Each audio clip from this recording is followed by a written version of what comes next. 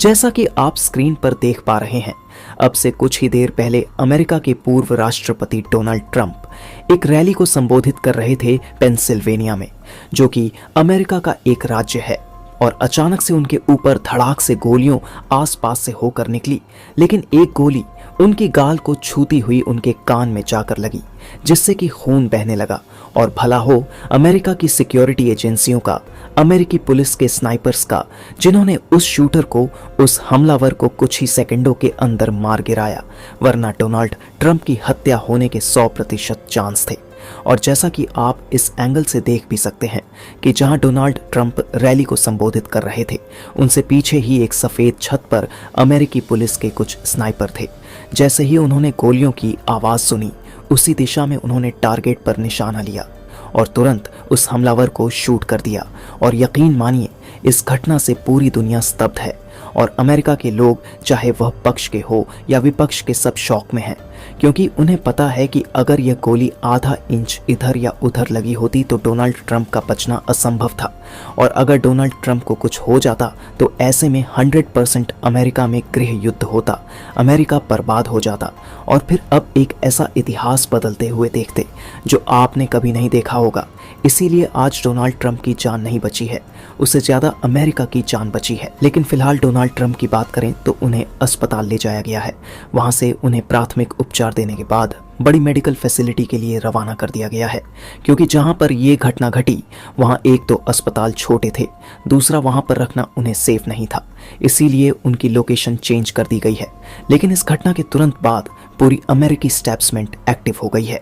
जो अमेरिका के राष्ट्रपति है, जो बाइडेन, खुद उन्होंने फोन पर डोनाल्ड ट्रंप से बात करी है, उनका कुशल मंगल पूछा है और सारी एजेंसियों को आदेश दिया है कि इस मामले को तुरंत और बहुत ही हाई लेवल पर इन्वेस्टिगेट किया जाए और सारे फैक्ट और फाइंडिंग अमेरिकी जनता के सामने रखे जाएं, ताकि देश में कोई भी अनहोनी ना हो।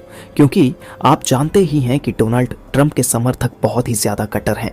एक छोटी सी अफवाह भी और उनके कानों में पड़ी तो वह हिंसा करने से पीछे नहीं हटेंगे।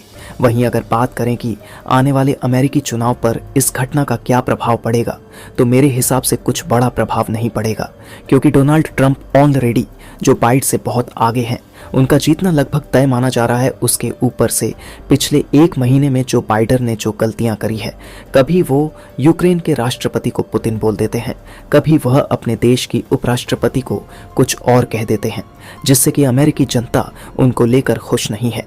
ऐसे में डोनाल्ड ट्रंप का जीतना तो तय ही था, लेकिन यह घटना ने एक तरीके से उनकी जीत पर मोहर लगा दी है। अब यह बात तय कही जा रही है कि इस घटना के बाद डोनाल्ड ट्रंप अमेरिकी राष्ट्रपति चुनाव में लैंडस्लाइड विक्ट्री के साथ सामने आएंगे, यानी कि उनकी जीत इतनी अप्रत्याशित होगी जो आज तक किसी अमेरिकी राष्ट्रपति की नहीं हुई। और हाँ, कई लोग इस बात को लेकर स्पेक्युलेटिव जीतने के लिए खुद पर गोली चलाई होगी। तो आपको बता दूं, ये बात एकदम घटिया है, नॉनसेंस है, क्योंकि 120 यार्ड दूर से गोली चली है। वहां से यह बात का अंदाजा लगाना कि गोली चलाऊंगा तो कान पर ही जाकर लगेगी या कंधे पर ही जाकर लगेगी, ऐसा संभव ही नहीं है। क्योंकि इतनी दूर से जब गोली चलाई जाती है तो 1 इंच इधर उधर हो ही सकती है, और उसके ऊपर से गोली एक नहीं कई सारी चली है डोनाल्ड ट्रंप के ऊपर, यानी कि इन्हें जान से मारने की पूरी प्लानिंग थी। और जो हमलावर था वो इसमें लगभग सफल भी हो गया था। बाकी आने वाले 1-2 दिन के अंदर इस मामले में अमेरिकी एजेंसियां जांच करके सारी जानकारी दुनिया के सामने रख देंगी, तब इसके बारे में और पता चलेगा।